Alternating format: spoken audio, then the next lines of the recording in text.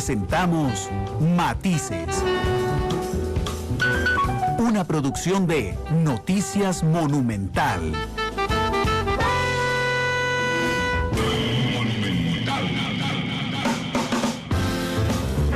La radio de Costa Rica, 2 de la tarde con 5 minutos. Muchas gracias por estar con nosotros en este cuarto programa de la semana. Una semana indudablemente muy intensa y pues muchas gracias por acompañarnos. Yo les contaba ayer y le hacía una invitación en vivo, de hecho, para hoy al ministro de Seguridad Pública, Michael Soto, que ayer se paseó en diferentes medios de comunicación, y digo se paseó de andar paseándose, con todas las malas interpretaciones, andaba él visitando diversos medios de comunicación. Yo ayer intenté comunicarme personalmente con él, ustedes saben que lo conozco desde hace muchos años, no me fue posible. Le pedimos oficialmente a las 2 de la tarde y pico ayer, les voy a dar la hora para ser más específico, le pedimos a su oficina de prensa a las 2:50 de la tarde de ayer que por favor nos tramitara una entrevista con don Michael, particularmente hoy en Matices, y hoy a las 10:26 de la mañana nos dijo que era imposible. Yo ya anoche había hablado con don Álvaro Ramos, especialista en seguridad, consultor, además, porque supuse que esto iba a pasar.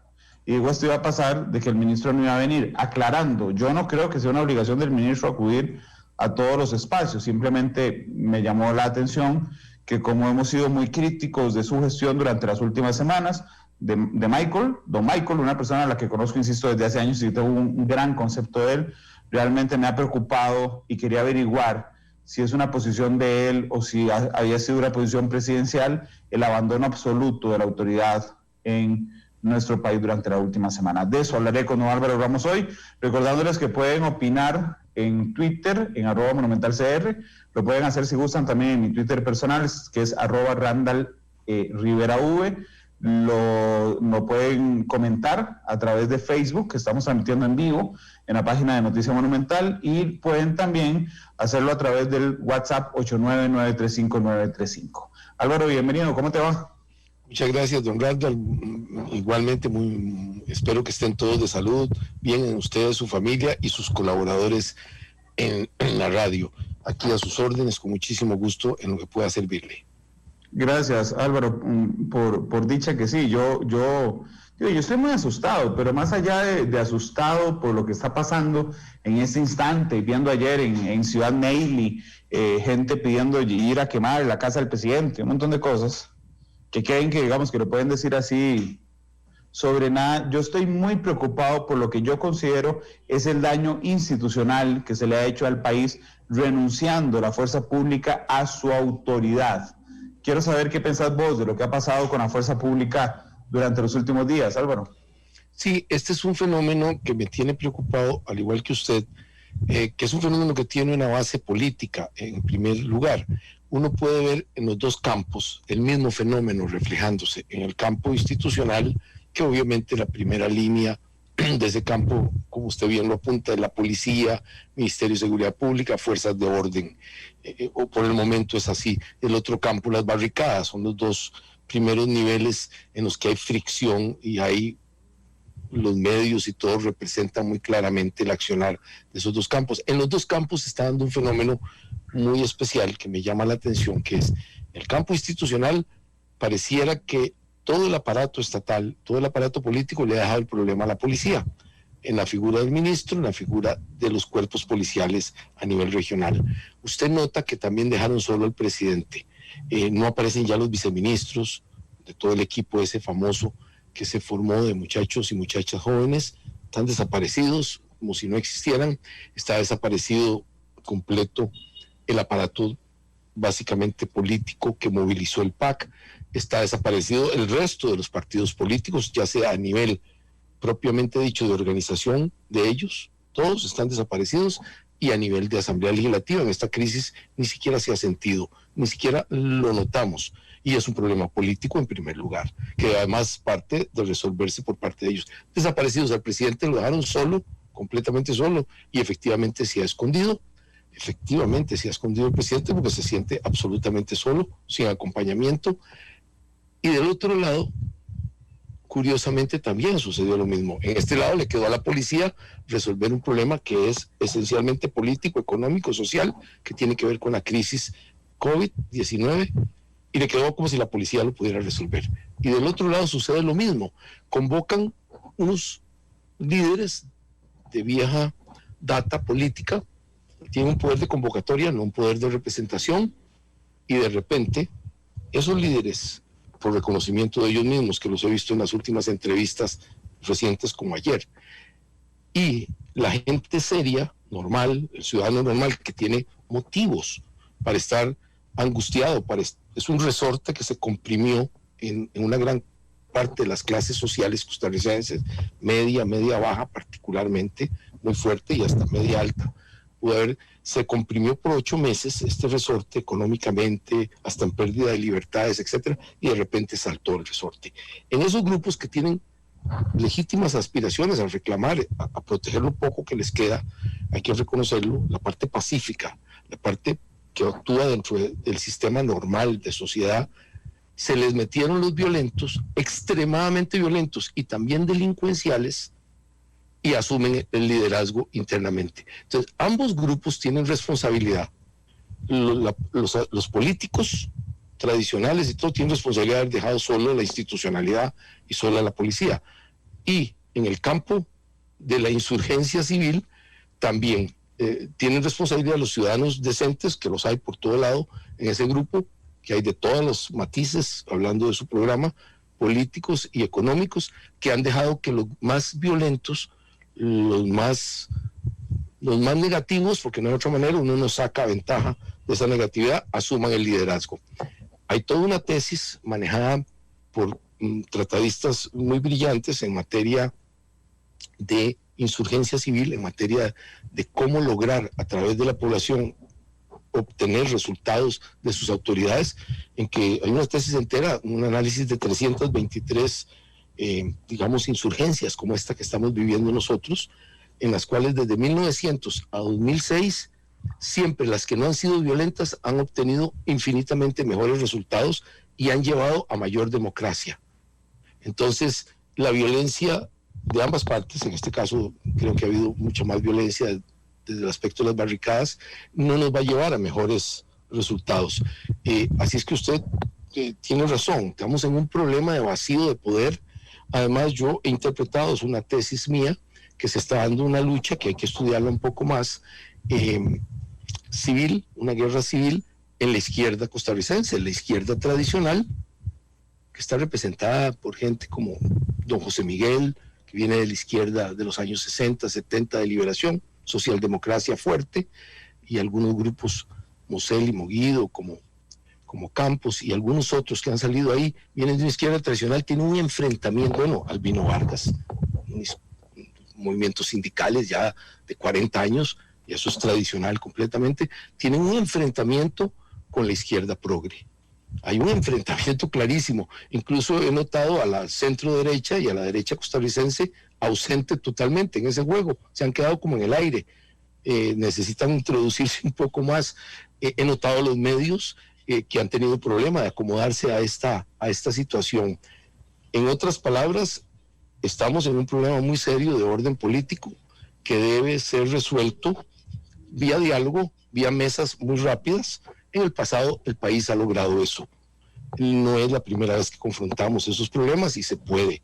Tenemos que negociar no con quien queramos, sino con quien debemos negociar, y estamos todavía a tiempo, y le voy a decir por qué sí estamos a tiempo, don Randall y estimados oyentes, porque no hemos tenido muerto, porque realmente no hemos tenido una destrucción de activos estratégicos del país, porque no nos ha costado todavía nuestras relaciones internacionales, tenemos problemas fronterizos, caso de Panamá, tenemos que lidiar con un tema que nosotros no controlamos, como es las negociaciones con las agencias de calificación, cómo nos verán las agencias de calificación, es muy importante porque el costo para nosotros como pueblo en deuda es enorme. Si bajamos más en calificación, tenemos que encontrar acomodo con la banca internacional encabezada por los bancos, digamos, de primer nivel, como el Fondo Monetario, el Banco Mundial, etcétera.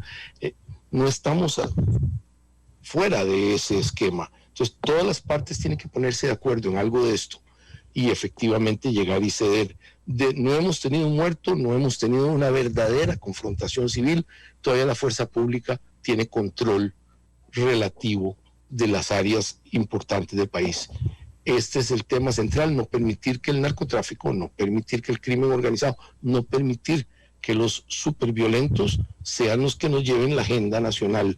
Aquí está la técnica y lo primero que hay que hacer es que el presidente y los ministros pongan la cara, sean apoyados por las instituciones democráticas, y la prensa tiene un papel excepcionalmente importante en poner en el tapete todos estos temas.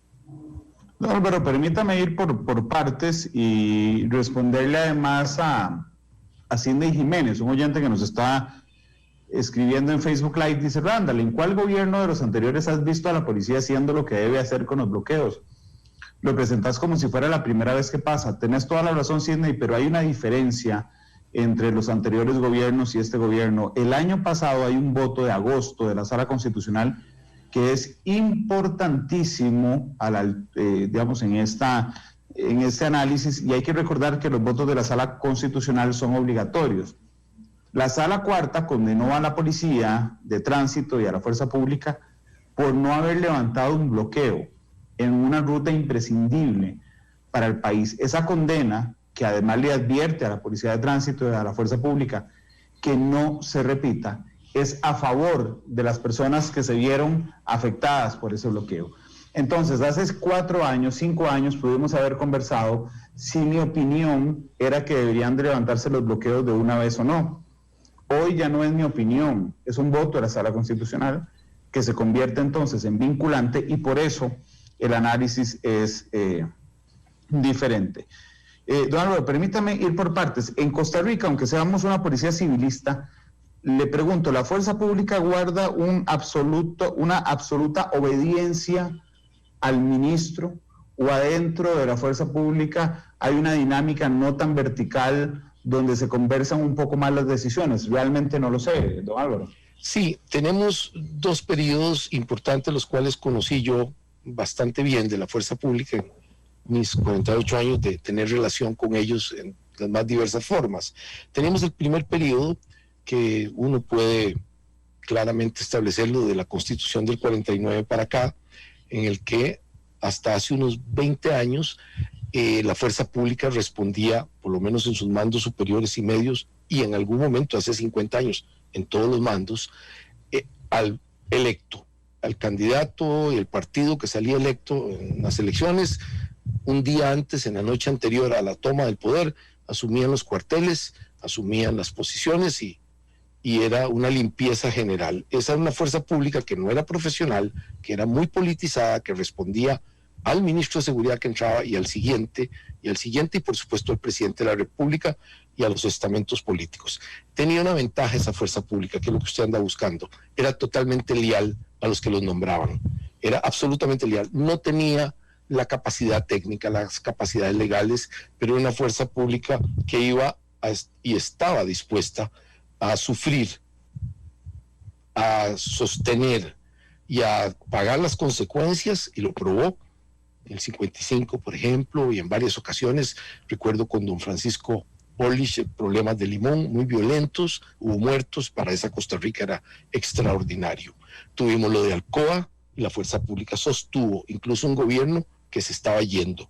Ya en las postrimerías del gobierno del profesor José Joaquín Trejos, sostuvo todos los puntos de vista del gobierno. Ese era un tipo de fuerza pública, pero el país tomó la decisión hace un poquito más de 20 años y se fue implementando hasta la fecha de tener una fuerza pública profesional. Eso es una ventaja desde la perspectiva de la capacitación, el entrenamiento y los aspectos, digamos, de visión, de doctrina, de misión de la fuerza pública, pero le quita esa lealtad inmediata política. La lealtad de la fuerza pública, que yo conozco moderna, es a la institucionalidad, al concepto de comandante en jefe constitucional, al concepto de que el ministro es el comandante en jefe sustituto.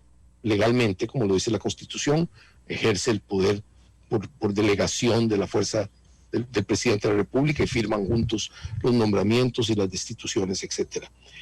Hemos perdido la Sala Cuarta, ya que usted la mencionó, tiene una responsabilidad importante en la pérdida del control de los civiles sobre los uniformados, porque aquí tenemos un concepto político de primer nivel. Costa Rica se precia de haber eliminado el ejército, creo que fue una decisión muy inteligente, muy fundamental y está en el ADN político de todos nosotros y ciertamente del sistema legal constitucional. Pero esa fuerza en la que no existe ejército y todo uniformado armado tiene que responder al electo, al conjunto político que fue electo un presidente como comandante en jefe. Esa fuerza, desde el punto de vista legal, tiene que estar completamente controlada por esos civiles. Usted deberían destituirlos, deberían nombrar sin que eso prevalezca los criterios políticos, sino los técnicos. La Sala Cuarta ha ido minando esa autoridad constitucional del presidente civil sobre los cuerpos uniformados al no permitirle, digamos, personas que están en corrupción, que han sido claramente vinculadas a grupos de narcotraficantes y todo, permanecen 2-3 años en la fuerza de policía porque no se les permite la destitución como fue diseñada originalmente por los padres constitucionales que nos dieron ese instrumento tan importante del que nos preciamos todos nosotros. Entonces ha habido una disminución de lo que usted anda buscando, que es la autoridad esa que sí tenían antes los presidentes y que sí tenían los ministros de guerra, si nos echamos al siglo XIX, principios del siglo XX, que tenían los ministros de seguridad de los años 20 y 30, ha venido disminuyendo, que tenían los ministros de seguridad de don José Figueres, de don Mario Chandi, del mismo profesor Trejos. Con la llegada a la Sala Cuarta, esa autoridad vino a menoscabarse y se fue convirtiendo en la fuerza pública, que es un elemento especial del Estado, que tiene su propia, digamos, fisonomía en la Constitución, se fue convirtiendo como en un servicio civil, como si fueran un funcionario de servicio civil del programa de puentes del Ministerio de Transportes, etcétera. Esto le ha quitado la autoridad que usted anda buscando.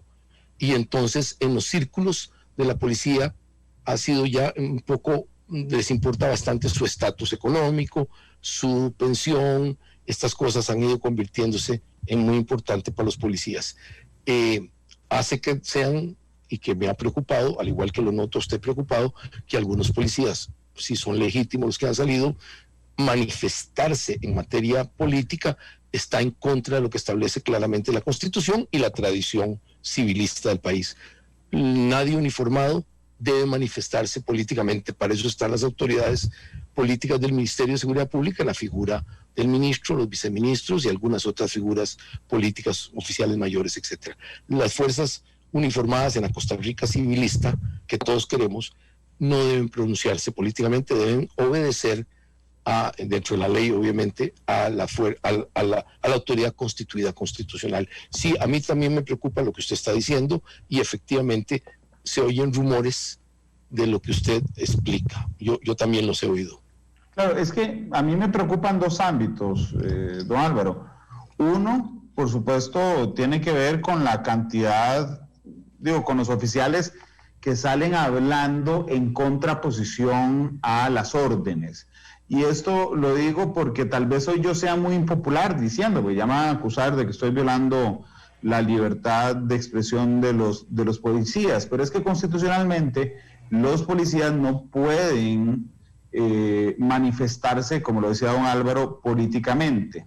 Y entonces, digamos que hoy le queda bien a una parte de la población que salga un uniformado, literalmente con uniforme, diciendo no estamos de acuerdo con tal cosa. Pero si la historia fuera al revés, si resulta que el que agarra ese libro y sale en una cámara es un policía que está en contra de lo que opina el 98% de la población, ahí sí lo veríamos mal. Exactamente, usted tiene toda la razón, porque lo que dice la Constitución es clarísimo. Dice que las fuerzas de orden público, todas, no pueden pronunciarse colectiva ni individualmente. Claro. Es absolutamente claro. Y como le repito, en esto se basa exactamente el principio de control de los civiles, vea que no uso la palabra militar porque aquí no juega esa palabra del todo, no tenemos estamentos militares, repito, gracias a Dios, sino que con los uniformados con armas. El que tiene el monopolio del uso de la fuerza debe obedecer a los civiles incondicionalmente mientras sea dentro de la ley. Entonces no tiene opinión y no es el que forma opinión. La opinión la forman las autoridades civiles. Entonces sí me preocupa y sí podemos perder mucho si se permite que eso suceda. Creo que es que hay vasos comunicantes, por lo menos en el actual problema, hay vasos comunicantes entre los cuerpos de policía, algunos cuerpos de policía y algunos estamentos sindicales. Hay vasos comunicantes fuertes que vienen ya de mucho tiempo, y esto ha hecho que se haya perdido un poco este elemento estanco, ¿sí? Que no se debe penetrar, que la policía debe actuar estrictamente y debe como cuerpo pensar lo que piensa el cuerpo civil del Ministerio de Seguridad Pública y por ende de la presidencia. Eso es así, y una violación a eso es una violación constitucional, y usted tiene razón en un punto, es peligrosísimo. Una vez que derivemos a eso, las experiencias que tenemos en América Central, en Panamá, incluyo a Panamá ahí, y ni se diga en América del Sur, es que los ejércitos y las policías se convierten en un estado dentro de un estado. Esta es la amarga y larga experiencia desde la época de los libertadores. Venimos desde Bolívar, desde San Martín, desde O'Higgins, desde Sucre, en México, por supuesto, desde todos los que pelearon la independencia, el Padre Hidalgo y adelante. Todos los militares creen que tienen el derecho a sustituir al Estado y al pueblo. Igual aplica para los policías. Hemos tenido amarguísimas y vastísimas experiencias en América Latina, y es mejor la solución costarricense. Los costarricenses tuvieron una solución muy, muy, muy buena, que es, en mi criterio, ejemplo en el mundo, que es que no tenemos ejército y los uniformados obedecen a los civiles, no tienen criterio propio.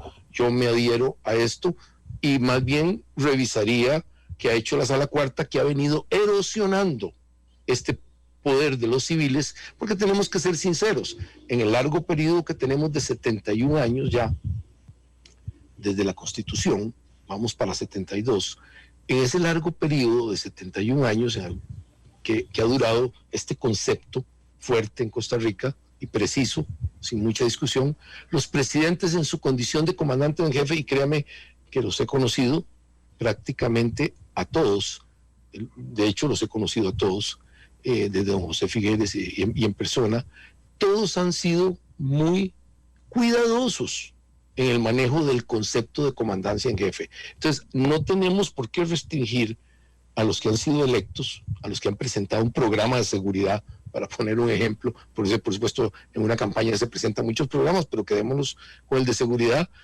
Lo han expuesto al electorado en forma libre y abierta, han sido nombrados, electos por voto popular, y no tenemos por qué restringirlos cuando nuestra experiencia es que los presidentes en su condición de comandante en jefe, y en general los ministros que los representan, que es el verdadero gerente de esa comandancia en jefe, lo han hecho bien, nunca han hecho una cosa realmente mala para el país. Lo contrario sí nos podría suceder muy serio. Si abrimos la puerta para que las fuerzas de policía tengan su propio criterio, nos vamos a arrepentir terriblemente los costarricenses de haber hecho eso o de haberlo permitido. En este punto tenemos que retomar esta situación, y me gustaría retomar un poco la situación en la Sala Cuarta, cómo modificar esos criterios.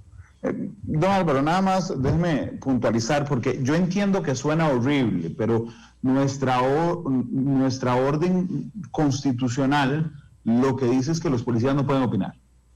Ni individual ni colectivamente. No puede salir un policía opinando solo de una cosa política, pero no solo no pueden opinar, sino que tampoco pueden hacer lo que quieran. Y eso es y hoy, usted que ya me va a criticar en Facebook, tome en consideración que usted está defendiendo que los policías hagan lo que quieran porque están de acuerdo con usted. Pero el día que no estén de acuerdo con usted y hagan lo que quieran, es una puerta muy, muy peligrosa. En resumen, los policías no pueden opinar y los policías no pueden hacer lo que quieran. ¿Y por qué es ese castigo o ese corte a uno de sus derechos, que es el de expresión? Porque tienen el monopolio de la fuerza. Entonces, una por otra, cuando usted le da el monopolio de la fuerza, entiéndase, las armas, los chalecos, el delegar en ellos la autoridad policial implica inmediatamente un recorte del otro derecho, que es el de opinar y el de tener participación política. No sé si quería cerrar con algo este tema o algo. Sí, por supuesto, porque también en Costa Rica tenemos experiencias, vamos a hablar las del siglo XX, que no son agradables en este mismo sentido. Tenemos la experiencia de la dictadura de los Tinoco, del 17 al 19, que prácticamente nos convertimos en un estado militarizado, feo, con esbirros, con policías, actuando, torturando, metiendo a la cárcel. Tuvimos esa experiencia por casi 2 años y fue muy oscura, y el recuerdo de esa experiencia con nuestros abuelos, me tocó a mí y mis abuelos hablar con ellos, la tenía muy fresca y muy clara. Hasta la palabra esbirro se quedó, que venía de gente que trabajaba para la policía espiando a sus propias comunidades en aquellos tiempos muy pequeñas y muy primitivas, como se imaginará el San José o el Heredia o el Liberia de esa época.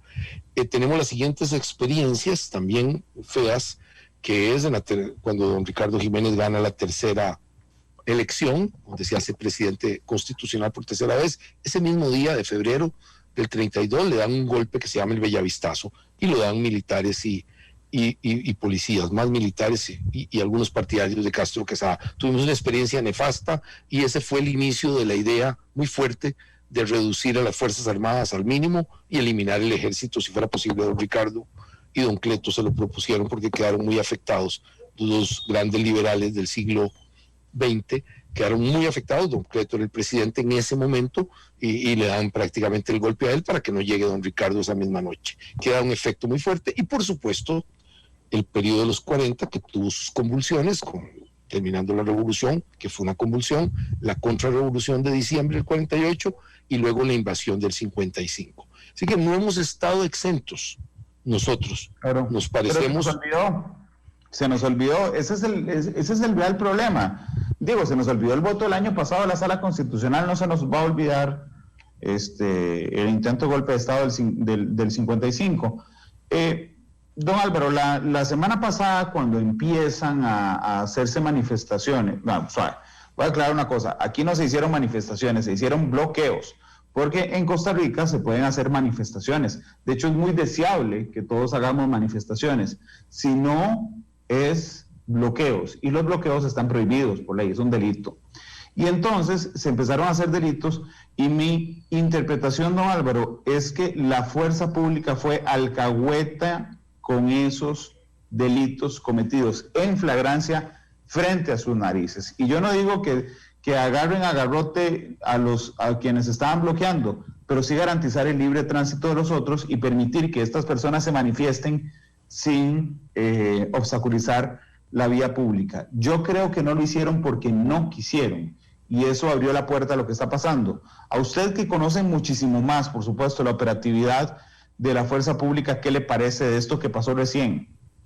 Mire, en la tradición que yo conozco de los últimos 5 gobiernos modernos, en este tengo menos conocimiento del funcionamiento interno, pero lo imagino.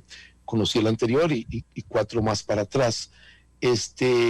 Siempre estas decisiones, hay 2 decisiones que son muy problemáticas para cualquier jefe político de los cuerpos policiales, que son los bloqueos, cuándo se levanta, cuándo no se levanta. Si se detiene a los líderes, no vas a detener a la masa, lógicamente que no, sino a los líderes, a los cabecillas más violentos. El otro es los desahucios de fincas, los desalojos de fincas con familias, aquellas invasiones de fincas que en los años 70 y 80 eran mucho más fuertes que ahora. Es una decisión que me tocó a mí también participar en eso.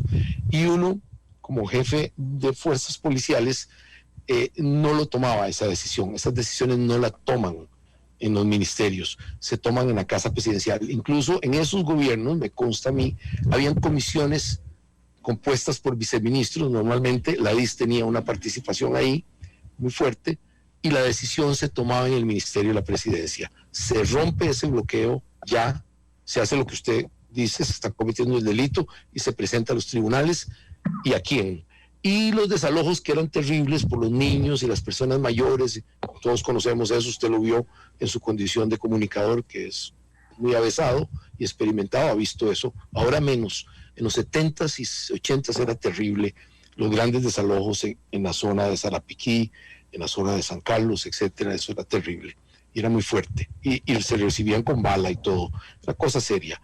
Entonces, tomar esa decisión nunca la toman los policías, esa decisión se toma en la Casa Presidencial, y usted tiene razón, no se toma solo, había un elemento que era la DIS, este tema que a usted le gusta, yo sé que a usted le gustan estos temas, y los conoce bien, y los ha tratado de hurgar por dentro, a lo largo de muchos años, y los hemos hablado usted y yo, cómo funcionan los aparatos de inteligencia. La DIS tenía esa misión de alerta temprana, la misión de gobernabilidad, a dónde están los problemas de gobernabilidad en los diferentes grupos sociales, a dónde se puede afectar la gobernabilidad del país, y entonces daba una alerta temprana, y algunas veces se podía negociar por parte de elementos competentes, normalmente el Ministerio de la Presidencia o allegados, y hasta civiles que ayudaban políticamente en eso, o bien la parte técnica, el señalar claramente quiénes eran los cabecillas, quiénes podían tener acopio de armas o acopio de lo que estamos viendo ahorita, problemas de Miguelitos y cosas de esas.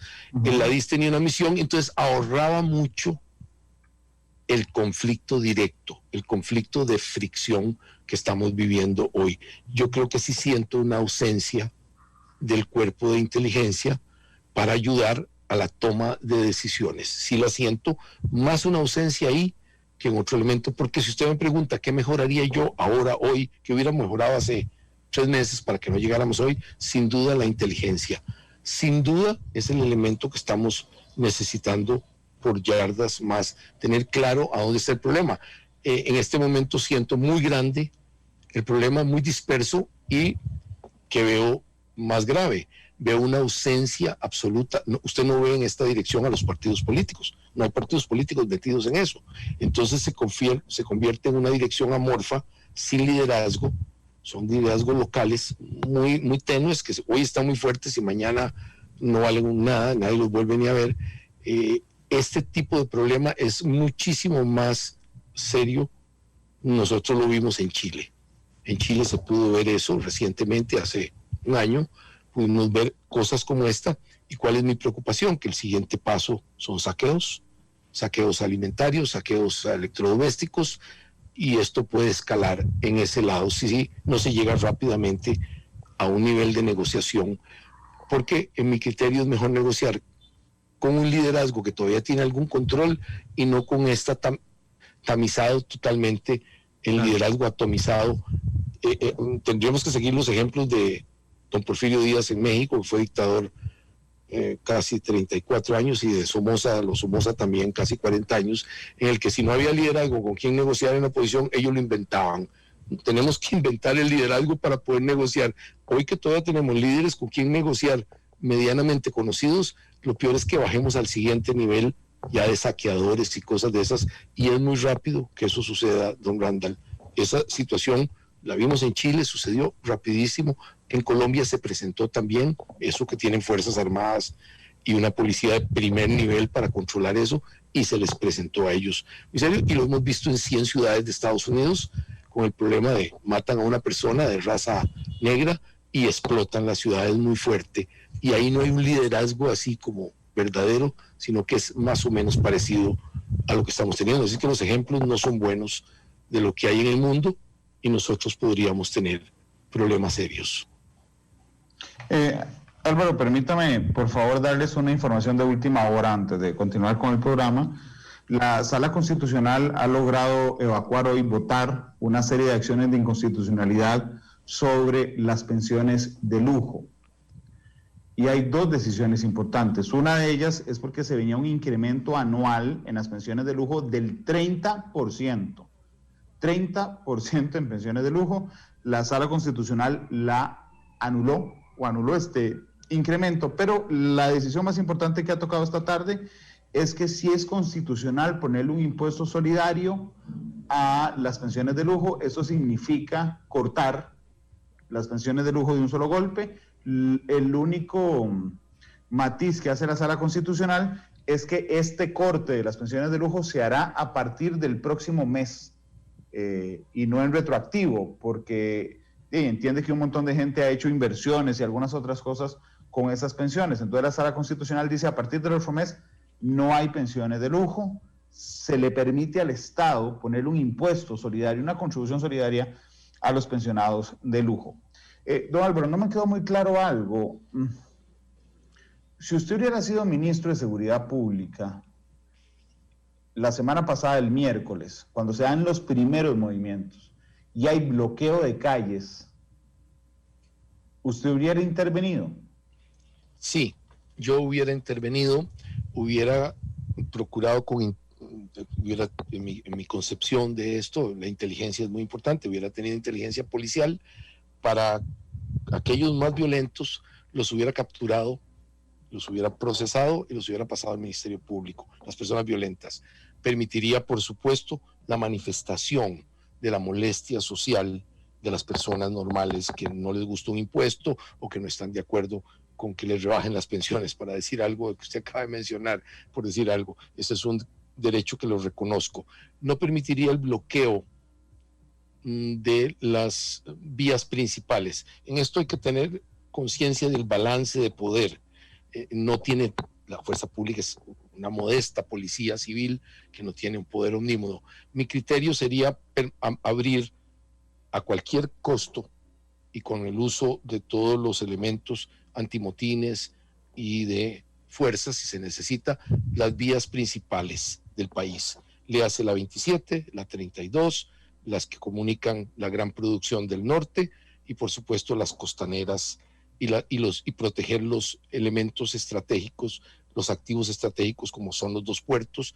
En algún momento eran muy estratégicos los aeropuertos, hay que protegerlos, y la producción eléctrica del país y los hospitales. Esto no lo permitiría y arrestaría a los líderes, no dije a las masas, no tiene sentido ninguno, ni llega uno a ningún lado, pero 2, 3, 5 líderes muy violentos, puestos a buen recaudo, bajan mucho la tónica violenta de una manifestación y se le permite a la gente continuar. No desgastaría a la fuerza pública en lugares modestos. Esto hay que tiene usted que tener un principio de balance en el manejo del poco activo que usted tiene policial. Es un costo de oportunidad. Si en Frailes hay un problema, yo lo dejo antes, no voy a desgastar a la policía, que la gente... Yo vi ahí a 6 o 7 muchachos que tuvieron un problema con unos 80 o 90 personas y la calle me parecía tan modesta, una calle yo no me equivoco, no tenía ni asfalto. Ese tipo de decisión sí yo lo tomaría con claridad, no me desgastaría en pequeños, digamos, bloqueos y mantendría las vías estratégicas del país abiertas al costo que fuera, el costo político que fuera y por supuesto el uso concentrado del poder policial, que para eso está, para garantizar que el mínimo de producción nacional, el mínimo de libertades, no estoy hablando del máximo como cuando estamos en paz, eso no se puede pretender, pero el mínimo sí se ejerza y sí lo haría y asumiría la consecuencia política de eso y procuraría que las fuerzas de policía no se me desgastaran en pequeños incidentes y mantendría un control estratégico del país. Pero la policía tiene la fuerza o no, porque, por ejemplo, cuando uno conoce los equipos de choque de las diferentes policías en el país, don Álvaro, y usted sabe que a mí me apasiona esto y sé que a usted también, a mí siempre me dicen que el mejor equipo de choque en Costa Rica es la UEI. La UEI es un equipo de choque, se llama Unidad Especial de Intervención del Ministerio de la Presidencia. Hace casi nunca lo vemos en nada. Una de las últimas veces que lo vimos fue actuando en Monteverde, en el secuestro de Monteverde. Hay otro equipo de choque que tiene el organismo de investigación judicial, hoy se llama el CERT, Servicio Especial de Respuesta Táctica, y hay un equipo de choque del Ministerio de Seguridad Pública, que los conocemos popularmente como los antimotines. ¿Son equipos de choque de verdad o son modestos equipos de choque que no lograrían controlar un bloqueo de más de 10 personas, don Álvaro? No, si la fuerza pública con el uso de instrumentos no letales, aquí no estamos hablando de armas de fuego, están excluidas de esta conversación, pero se pueden utilizar y adquirir instrumentos no letales, como por supuesto el gas que lo tienen, los drones que pueden ayudar al control exacto de la situación táctica. No hay que desgastar a la policía con esfuerzos físicos más allá de lo necesario. Los drones ahora pueden ayudar muchísimo al control de geográfico donde se encuentre el problema. Tendríamos el uso de instrumentos como balas si se pone muy difícil la situación, como se les puso en Chile, como se puso en los Estados Unidos. Se puso dificilísima en algunos centros de ciudades donde estaban saqueados, el uso de balas de goma y el uso de granadas sónicas que aturden a los manifestantes sin hacerles mayor problema, y uno puede controlar la situación de momento. Y repito, si ya es una violencia real, delictiva, como la quema de tráiler, la quema de una buseta, etcétera, la captura de las personas que están haciendo eso es un elemento que yo sí ordenaría y los pasaría al Ministerio Público sin que me temblara la mano en ningún momento. Los violentos, a las personas que quieran manifestarse pacíficamente, incluso la policía podría proteger para que no les pasara nada y tuvieran la capacidad. En países avanzados, más bien la policía, uno observa en España, en algunos lugares, la policía de las ciudades, sobre todo la citadina, va acompañando las manifestaciones. No es que estén de acuerdo con la manifestación, pero para que la manifestación tenga su ruta natural sin problema. Es exactamente al revés el problema como lo plantearía yo. Pero los violentos y los que cometen delitos, y si hay ahí delincuentes reincidentes, que estoy segurísimo que le metemos la manita a algunos de esos bloqueos más violentos y nos encontramos delincuentes reincidentes, les quitaría inmediatamente los privilegios de libertad condicional. Hay que actuar y con precisión en ese campo. Hoy mismo han detenido hace un par de horas a 2 manifestantes, y voy a insistir en cambiar el nombre de manifestantes, porque es que el delito no es manifestarse, es deseable, insisto. El delito se llama bloqueo, así que le llamaré bloqueadores. Acaban de detener hace un par de horas a 2 bloqueadores con tobillera electrónica, lo que significa que están en medidas cautelares. De privilegio, tienen un privilegio que es... En Avangares, el líder de las manifestaciones en Avangares, el líder, don Álvaro, es esta persona que portaba tobillera electrónica. Y justo en ese instante, mientras hacemos el programa, la fuerza pública se está enfrentando en Cañas al grupo de bloqueadores que impedían el paso de los vehículos. Yo quiero que esto quede muy claro. Cuando hablamos de levantar, estamos hablando de bloqueos y no de manifestaciones, porque incluso ayer oí, ¿quién fue el que me dijo que estaba criminalizando la protesta? Rodríguez Baldí me hizo un video que me dedicó unos segundos, don Alberto Rodríguez Baldí, diciendo que yo estaba criminalizando la protesta social. No, la protesta se puede, e insisto, es deseable, y les cuento, yo he participado más de una en mi vida. Lo que no se puede es bloquear, porque usted no puede permitir, y esa es mi preocupación de fondo, don Álvaro, esta tarde, usted no puede permitir que alguien viole la ley frente a la policía, porque entonces los grupos narcos que ahora nos infiltraron estos bloqueos dicen, y claro, ahí están y no les pasa nada. Se suman los grupos narcos y cuando le toca a la policía responder por una decisión política de parte de sus mandos, es demasiado tarde, don Álvaro. No, tenemos una experiencia en América Central bastante grande en lo que usted está mencionando. Cuando deja de funcionar la policía en diversas regiones, tenemos experiencia en Guatemala en sitios específicos, 2, 3 sitios que tradicionalmente se perdió la autoridad completamente. Los delincuentes que bloqueaban ciudades pequeñas no dejaban entrar a la policía, y en un momento determinado fueron, para efectos de la discusión, un estado fallido en esa zona. Tenemos ejemplos en Haití, tenemos ejemplos en Honduras, y en algunas regiones de México se nos han presentado en momento a momento que ha tenido que intervenir las Fuerzas Armadas para restablecer el orden y hasta restablecer toda la policía. Entonces, nosotros pertenecemos a esa tradición histórica de América Central, somos parte de ella. Hemos estado, según nosotros, excluidos, más parecidos a Suiza. La realidad es que no. La realidad es que hemos tenido mucha suerte histórica y hemos tomado decisiones correctas en momentos históricos correctos. Pero eso no nos excluye del estilo las diferencias sociales que tenemos, las desigualdades económicas y los problemas que claramente nos están afectando ahora. Vamos a poner un ejemplo. Tenemos una dicotomía territorial terrible, don Randall. Lo que sucede en las aguas saladas nuestras, en las costas, Guanacaste, Punta Arenas y Limón, no se parece nada a lo que sucede en el centro del país, en los meseteros. Usted y yo creo que somos considerados meseteros correctamente. Entonces, las necesidades de las costas, de las aguas saladas costarricenses, han sido olvidadas por todos los gobiernos, no solo por este, por todos. Pero en este tienen un problema adicional. Ni siquiera tienen representación, no tienen diputados en ninguna de las zonas costeras, están sin diputados. Entonces, ni siquiera tiene estructura política, digamos, representativa. Esto hace que esté muy débil y notamos que ahí hay una preocupación, desde mi punto de vista, lo que usted dice, que podamos tener una división en el país de este tipo, en la que no se toman las decisiones, se piensa solo como en la meseta central, como los problemas de los muchachos de la meseta central, y eso no son los problemas del país. El país es mucho más complejo que eso. Y entonces, ahí podríamos tener lo que sigue, que es mi preocupación, una desobediencia civil, pequeñas regiones con estado fallido, saqueos.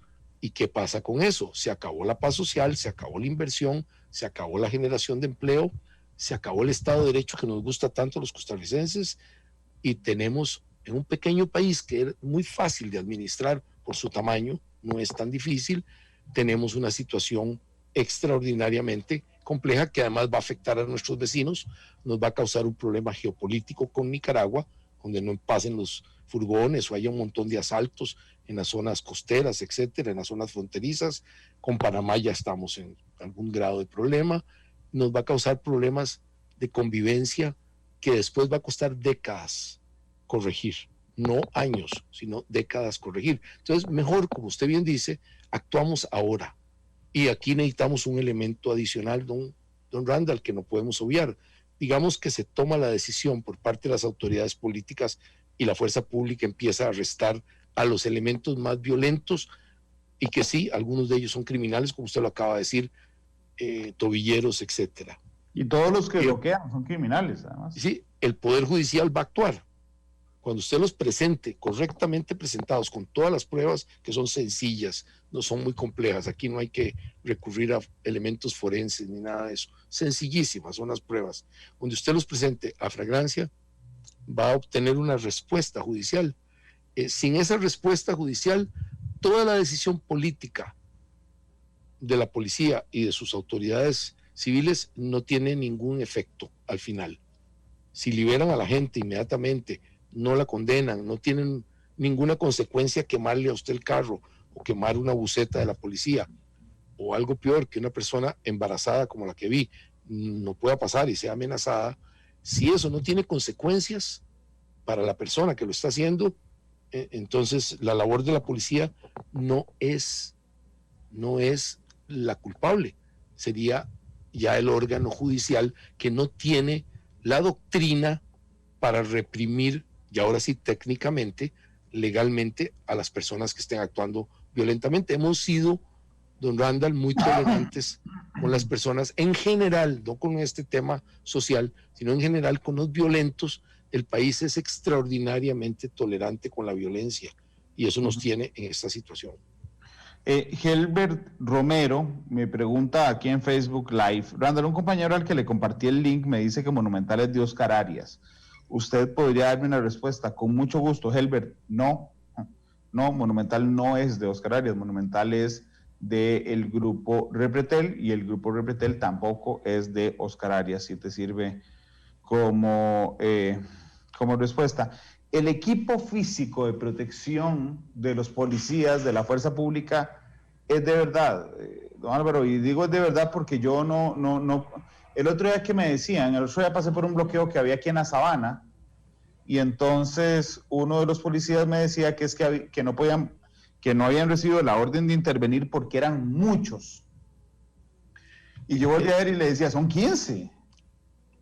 Y 15 no son muchos. Y entonces yo mismo en mi mente hice una comparación y yo decía, por Dios, no puedo creer que esta sea la misma policía que en alta mar persigue a lanchas rápidas con toneladas de cocaína, que desarticularon la banda criminal jamaiquina hace muchos años, aquí muy cerca del aeropuerto, que todos los días sale a atender situaciones de emergencia. Decía, yo no puedo creer que esa misma sea la que me dice no podemos pelearnos con 15 personas. Ni siquiera pelearnos, no podemos quitar a 15 personas. Y mi advertencia es que el mensaje era muy peligroso, porque era decirle a las bandas, ahora sí, de crimen organizado, como por ejemplo los que venden droga, decirle, vea, si usted sale en grupos de 15 nadie lo va a tocar, porque la policía le acaba de confesar a usted que cuando son más de 15 no pueden participar. Yo me niego a creer ese cuento, creo que era un cuento realmente. Esperaría que sea un cuento, pero aún así me parece un cuento muy peligroso. Don Álvaro. No, es interesante, usted ha tocado un tema que es una y otra vez discusión de los expertos. En Costa Rica tenemos esa contradicción, se la voy a poner más clara.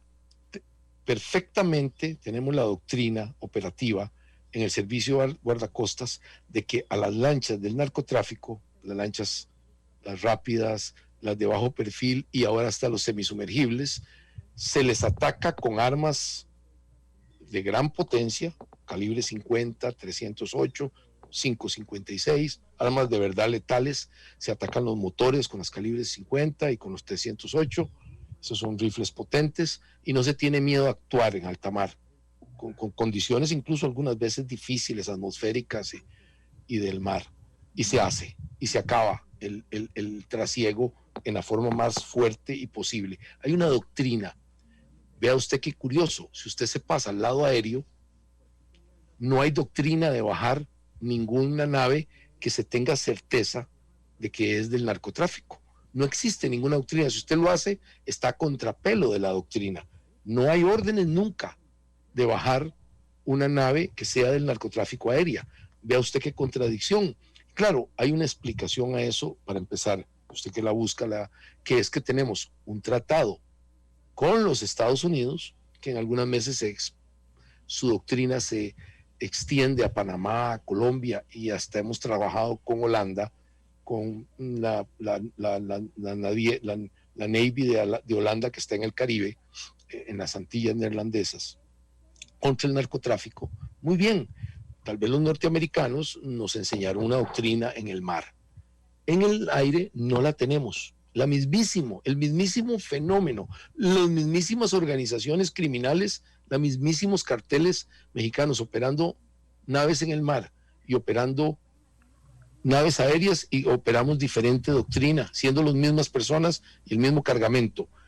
En el caso de la policía, cuando actúa contra criminales, hemos ido poco a poco disminuyendo la doctrina en la que la policía está hecha para el servicio público, para la protección de los ciudadanos de la ley y para capturar delincuentes. Hemos ido poco a poco reduciéndole la capacidad. Fíjese usted en este punto.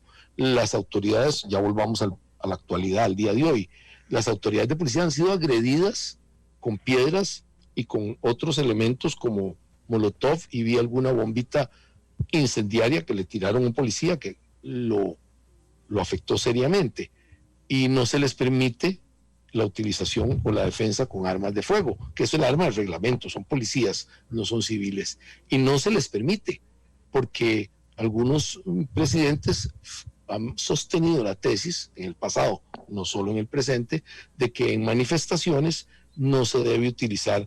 Se le eliminaron reglamentariamente, y en la ley está, reglamentaria, y en la ley se le eliminaron la posibilidad de que los policías se defiendan en un punto de fricción de máxima violencia. Está eliminada la posibilidad de ir armados, por eso usted los ve desarmados, no los ve con arma de fuego, ni siquiera de defensa personal. Entonces sí tenemos que reescribir la doctrina de que si los policías están siendo agredidos, si se enfrentan a situaciones donde ya hay saqueos, etcétera, que derivan estas cosas y van a derivar si las permitimos, tiene que utilizarse todos los recursos para parar la violencia. Definitivamente yo soy partidario de eso, no tenga ninguna duda, y eliminaría los requisitos legales que impiden eso. No, Álvaro, las bombas molotov, cuando yo dije que eran delincuentes los que estaban bloqueando las calles, sigo sosteniendo, eso es un crimen flagrante. Y otra cosa es que esos criminales que bloquean calles sean personas trabajadoras o que están sin trabajo. Eso es otro tema, pero están cometiendo un crimen. Lo voy a ser muy sincero. Entra usted aquí y me dice, toma, hazte una bomba molotov y no tengo idea cómo hacer. Y resulta que la bomba molotov, como la que estalló ayer en Quepos, pues resulta que la figura de personas que nos quieren vender, que están en los bloqueos, hombres, mujeres, niños, hombres de familia sin trabajo, víctimas sacrificadas por el sistema, saben hacer bombas molotov. ¿Quién sabe hacer bombas molotov, don Álvaro? Es bastante sencillo. La fabricación de una bomba molotov es una combinación algunas veces de un tipo de combustible normal de consecución y en las que eran más sofisticadas con algún tipo de gelatina que la hace más eficiente y son sencillas de operar. Es de lo más sencillo en el mundo entero. Partisanos que se llamaban en la Segunda Guerra Mundial las utilizaron contra ejércitos como el nazi, por ejemplo. Uno lo ve en la liberación de París, donde pequeños tanques nazis eran quemados con bombas molotov lanzadas desde los balcones, para poner una imagen icónica que todos tenemos de eso. No es nada complicado eso, y voy a ratificar lo que usted dice. La persona que fabrica una bomba molotov, la persona que la lleva a un sitio de fricción como este, es a todas luces un asesino en potencia, una persona que es capaz de dañar profundamente con quemaduras increíblemente graves a un conciudadano que no le está haciendo nada por gusto, digámoslo así. Es básicamente un acto criminal, y la posesión de la bomba molotov como tal está perfectamente clara como prohibida, porque es un explosivo, y es un explosivo bien dañino y bien peligroso. Entonces, bien peligroso porque puede causar daños a edificios, a vehículos sin duda, y a las personas, los blancos suaves, como es una persona, se afectan terriblemente por este tipo de explosivos. Tienen vidrios, algunas veces las cargan con tachuelas y con, ¿cómo se llama?, tornillos y cosas de esas. Es un criminal, y es un criminal peligroso, no solo para la policía y las autoridades, sino para su propia gente. Es alguien altamente peligroso el que utilice eso, y por lo tanto yo lo trataría, el que usa una bomba molotov, como un criminal peligroso, no un criminal normal, un criminal peligroso. Ahí me dicen, de Irlanda, usted no sabía que existe Google, YouTube para hacer la bomba molotov. Sí, yo no me refiero al conocimiento de la bomba molotov, me refiero a la actitud de hacer una bomba molotov. Es decir, cuando usted hace una bomba molotov, olvídese de que es una situación pacífica, pero sobre todo cuando usted sostiene que es un bloqueo pacífico, don Álvaro, por su naturaleza, el bloqueo pacífico no existe. El bloqueo es bloquear el derecho de alguien más. Con este bloqueo se acabó el derecho. Se acabó el derecho de los demás, pero más importante, no es esto que está sucediendo, particularmente si nos vamos a la zona atlántica, tenemos que valorar un elemento histórico recientísimo, que es que un jefe criminal de la zona estaba ofreciendo recientemente, antes del conflicto, premios por matar policías, ya sea del OIJ o de la fuerza pública. Se dice que esta organización, esta estructura está tomando ventaja de esta situación para ofrecer este tipo de explosivo, etcétera. Entonces, no es tan sencilla la cosa. Es un asunto muy serio. Además, en el conflicto que estamos, es muy fácil, si no es que se nos han metido ya, que se nos metan los elementos extranjeros, ¿verdad? Ahí cayó un carro con una cantidad de dinero en la zona norte, hacia el norte de Alajuela. Muy interesante el tema. Me gustaría que la DIS nos explicara un poco más sobre eso. Si se dieron cuenta. Sí, me gustaría, y ese dinero no creo que se fuera para andarlo en el carro. En este conflicto no creo que fuera para asuntos de bien. Para mantener el conflicto alzado, sí, eso sí sirve, ese dinero. Me es sospechoso definitivamente que alguien ande con $47,000 en efectivo en medio de este conflicto. Me es altísimamente sospechoso. Ok, usted lo que está sospechando es que hay alguien financiando el levantamiento. En una parte sí, tengo sospechas al norte, esta que salió que de sospecha pasa a un poquito más de preocupación, y me parece que en la zona atlántica occidental tenemos una persona ahí que claramente lleva ya meses de estar procurando un ataque hacia las fuerzas de orden. Entonces sí tengo preocupación de eso. No nos olvidemos de los elementos que fueron capturados recientemente, hace un año y pico, que tenían una pequeña base de entrenamiento en la zona de la Virgen. No nos olvidemos de los 2 explosivos puestos en la Asamblea Legislativa y en un medio importante del país, en Canal 7. No podemos olvidar, hay que hacer un análisis de cómo vienen estas consecuencias, porque no es que estemos frente a un hecho que explotó ahora. Tenemos consecuencias que vienen y vienen. No olvidemos el aumento de asesinatos, del sicariato, que debe estar alrededor del 50% de todos los homicidios que tenemos. En este momento creo que más, por la diferencia que ha causado la pandemia, la forma en que de nuevo nos relacionamos los costarricenses, nos salimos de noche. Creo que debe haber un aumento de la precisión de las organizaciones criminales en matarse entre ellos. Así es que ha venido una escalada en la que los elementos más violentos de la sociedad se están empoderando. De ahí la importancia de volver a retomar el diálogo, de que los grupos, si el presidente dijo que ya no iba el proyecto que causó este problema, que lo ratifique y que someta lo que tiene que someter a una mesa de discusión, y sí tenemos que discutir todas las partes. Sí hay que hacerlo. Esto es preferible a que continúe la violencia en las calles. Aquellos que ya no respeten eso están al margen y deben ser capturados, como usted creo tiene una tesis fuerte en eso, yo la comparto. Deben ser capturados, deben ser expuestos al sistema judicial, y tengo mis dudas, espero que el Poder Judicial responda esta vez, porque está en juego toda la institucionalidad del país, y los meta a un periodo sustancial, los saque de circulación, un periodo sustancial, porque son peligrosos hoy, dentro de 15 días y dentro de 15 años van a ser muy peligrosos.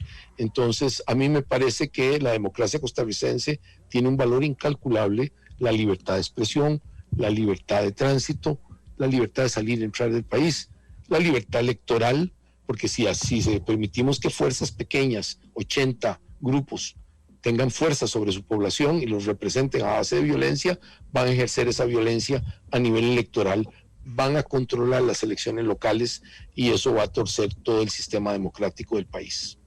A mí también me da miedo, no sé, me parece que a veces nuestro sistema es muy inocente, porque alguien me preguntaba en las últimas horas, Randall, es que ¿para qué el crimen organizado va a querer mantenerse en esas protestas? Y para desestabilizar el país. Es que imagínese usted, que nos escucha hoy, que usted desplace, yo no sé, veo demasiada telecriminal, que usted se desplace el conflicto hacia el sur, Ciudad Ney, Liquepos, Buenos Aires. Que usted es un narco, un jefe, líder de banda organizada, manda allá al sur a la gente a que le haga un boicot enorme. Hay que desplazar inmediatamente el recurso policial. Si yo fuera el líder de esa banda, paso toneladas de droga por el otro lado, mientras mantengo entretenido a la policía en el sur y los ojos del país en el sur. Eso me parece, don Álvaro, yo no sé si es que ya me volví yo muy obsesionado después de ver tantas experiencias en el mundo, o si efectivamente eso pasa en el mundo criminal. No, usted no está obsesionado, don Randall, está en lo correcto. No se necesita ir muy largo. El COVID, que ya tenemos 8 meses en Centroamérica y un poco más en otras partes del mundo, pero quedémonos en el área de nosotros, que es problemática en esto, nos da una lección de eso. En medio de las restricciones de todos los países, Panamá restricciones durísimas, Costa Rica restricciones duras, no durísimas, Panamá tuvo más, Centroamérica parecido todos menos Nicaragua. En medio de esa, y usted tenía que usar recurso policial y militar enorme para aplicar esas restricciones bien. Si las quería aplicar bien, Costa Rica se usó mega operativos por todo el país para la restricción vehicular, por ejemplo, en la noche. Se utilizó mucho recurso. En medio de esto, vimos un aumento clarito de la operatividad de los narcos, los de verdad. Aprovecharon que estábamos correctamente en un problema de salud pública mayor, único en historia, prácticamente universal, así que moderna ciertamente, y los narcos vimos cómo aumentaron nuestros cargamentos hacia Europa, por ejemplo, pero seriamente hubo un aumento, y cada rato el servicio de vigilancia aérea y más el servicio de guardacostas captura ingentes cargamentos de droga en las dos costas, y vemos la llegada de marihuanas de alta contenido de THC de Jamaica y particularmente últimamente de Colombia. Entonces, más bien aumentaron su operatividad, como es completamente lógico que así fuera. Ellos no pararon un minuto y continuaron su operación bastante eficientemente. Las autoridades también capturaron más, pero porque había aumentado mucho el nivel de operatividad de los narcos. Entonces usted tiene razón, si nos ocupa mucho estar controlando que no nos caiga una región como un estado fallido donde la ley no se aplique para nadie prácticamente y los narcos apliquen su ley, esto es lo que más miedo me da, don Randall. Hemos preciado en Costa Rica tener una libertad y una democracia, y la hemos tenido. Efectivamente ha sido el trabajo del estirpe costarricense en los últimos 400 años. Es una estirpe bastante interesante a estudiar. Su forma de actuar, los cartagos y la gente, etcétera, cómo nos fuimos desarrollando. Eso será materia de otra discusión y de historia, pero ciertamente nos desarrollamos bien. Y podemos perder todo eso porque la peor de las dictaduras, don Randall, no es la de los militares, no es la de los comunistas, a los cuales me opongo profundamente desde que era un muchachito. He sido un anticomunista porque los considero muy peligrosos para mis libertades y de mi familia y de mi comunidad y de mi país. Ni es la de los fascistas, a los cuales también desprecio profundamente como movimiento político y como Estado, que es un Estado dictatorial horrible, como los nazis, por ejemplo. Esa no es la peor de las dictaduras es la de los delincuentes, porque no ejercen, casi no tienen ningún costo para ellos y ejercen una dictadura precisa en pequeñas comunidades, directa, y el costarricense sufriría enormemente de estar bajo el yugo de un pequeño dictatorzuelo criminal que le dice lo que tiene que hacer en San Felipe de la Abuelita, que le dice lo que tiene que hacer en Cahuita, que le dice lo que tiene que hacer en Tamarindo. Esta, don Randall, es la peor de las dictaduras. No existe porque no tiene responsabilidad, no responde a ningún estamento, pues los otros, malos o buenos, respondían a un estamento político. Estos no responden a ningún estamento. No sabemos los costarricenses qué tan cerca podemos estar de pequeños dictadores que nos rijan nuestros destinos familiares, que rijan nuestra comunidad. Esto para mí es muy importante, por ende, la aplicación de la ley, y en este momento no queda más que aplicarla en serio, con criterios políticos. La ley se aplica seriamente contra aquellos que estén en una insurgencia violenta, y se abre todas las puertas del diálogo, porque no nos queda más. Eso tiene que ser así estamos acostumbrados los costarricenses. Una mesa teórica, porque yo sé que ahorita ni siquiera podemos ir a mesas por la pandemia, una mesa teórica grande en la que tenemos que introducir mucha gente y que participe y opine, y efectivamente seamos flexibles, porque es mejor ser flexible ahí y no perder el país y la paz que tenemos. Sí, yo creo que mucha gente cree que estas estrategias son parte de películas, ¿verdad? Y entonces, si usted ve Fariña o ve alguna serie narco, ese cerebro al que dice vamos a desplazar hacia aquí la atención pública para intentar pasar un cargamento gigante por Tortuguero, como si eso fuera una película, don Álvaro, y eso pasa hoy, está pasando en ese instante. No tengo la menor duda. En este instante puede usted estar seguro que está pasando, es decir, totalmente seguro. Las aproximaciones a las zonas terrestres marítimas de nosotros, eso está pasando en este momento, con gran felicidad para los narcos, porque el país entero está subsumido en claro, otra problemática. Por eso es que los narcos, infiltran las protestas para que no paren, y la policía está metida ahí mientras mueven millones de dólares en droga por otra zona. Durante las últimas horas he escuchado muchos chismes digo, me lo han escrito aquí un montón de veces en Facebook Live, no quiero que piensen que estoy evadiendo la pregunta, me parece una locura a mí, pero se lo voy a plantear, don Álvaro. ¿Es posible que tengamos linces, policías de choque panameños, infiltrados en la fuerza pública el día de hoy, como hay un montón de versiones que así lo señalan, sin que hasta este instante yo haya visto una sola prueba? No, creo que absolutamente son lo que ustedes, los expertos, llaman fake news, y lo son. No hay ninguna necesidad. Primero, no habría ninguna necesidad de que eso sea así. Sería terrible comprometer al hermano país de Panamá en esto. No creo que quieran comprometerse en un lío. Ellos han tenido bastante problema con el COVID. Ellos no tienen ejército, siguiendo el ejemplo de Costa Rica, así es que los ejércitos son los que se meten en otros países. Las policías civiles como la que tienen no tienen esa doctrina y no tienen esa visión de estarse metiendo en otros países. Creo que es una mala interpretación, que sería bueno que la aclararan con facilidad los linces nuestros, y la razón de eso creo que es muy sencilla, no tiene mucha complicación. Los linces verdaderos nuestros, originales, fueron preparados por los panameños. Fueron los panameños los que los entrenaron, y usted debe recordar, porque usted tiene buena memoria y le gusta el tema además, cómo los preparaban y los graduaban en lo que era todavía el estadio nuevo, el Estadio Nacional Nuevo. En aquella explanada que hay, se veían el juego de motocicletas y todo eso. Si usted lo recuerda, tiene que haber visto algo de eso, lo recuerda en las noticias que lo dieron algunos medios, lo estuvieron dando, sobre todo creo que Canal 7 dijo, y supongo que Canal 6 también. La preparación vino original, es decir, la doctrina operativa de los linces viene de Panamá. Somos hijos, los linces nuestros son hijos de los linces de Panamá.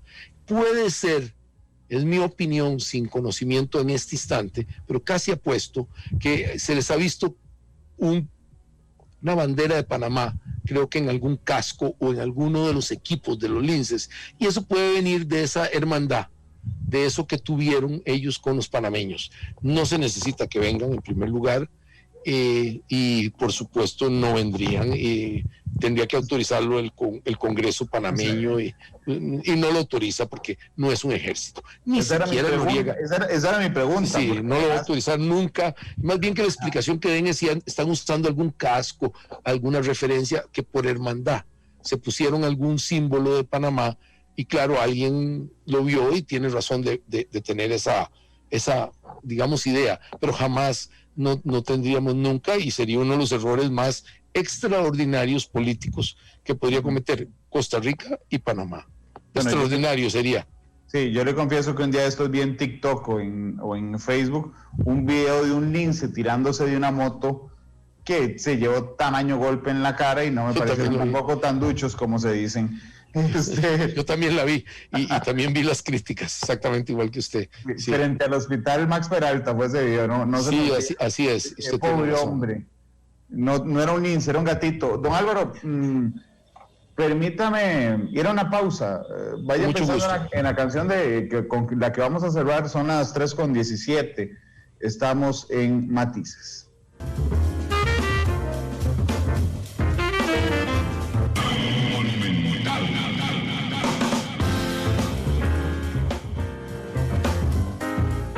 La radio de Costa Rica, son las 3 de la tarde con 24 minutos. Yo quisiera pedirle a Álvaro Ramos que le hiciera un último llamado a la población y al ministro y a las autoridades, porque era necesario actuar a tiempo, don Álvaro. Sí, es una estrategia de dos, es un dilema, que tiene que llevarse a cabo fuertemente. Por un lado, la fuerza pública y el gobierno, que es el gobierno electo, debe controlar el país, la territorialidad, las vías de comunicación y los activos estratégicos. Al costo que eso sea, tiene que ser controlado y abierto. Darle el mínimo de derechos al resto de la población que no está en las manifestaciones, y permitir que los manifestantes se expresen libremente en todos los extremos posibles, siempre y cuando sea sin afectar a los demás. Este tema está claro. Tratar de pasar esto al estamento político, a la Asamblea Legislativa, a los partidos políticos, porque eso le da estructura a lo que se vaya a hacer, le da apoyo. Abrir una mesa de diálogo inmediatamente con los adversarios. Es preferible tener sentado en la mesa y discutir y ceder en puntos no esenciales de la democracia, no esenciales de la producción, a cambio de que volvamos a tener una sociedad que funcione. No podemos tener una sociedad disfuncional como si fuera una familia disfuncional. No se puede tener. A las personas que están en los bloqueos, que entiendan bien que este problema los va a afectar a ellos, a su familia, a sus comunidades. Si se percibe una comunidad como muy violenta, que está siendo tomada por los elementos más violentos y particularmente por delincuentes, esa comunidad va a pagar las consecuencias caras. Las personas decentes van a pagar como si fueran delincuentes. Y este tema es un tema muy importante que lo entiendan.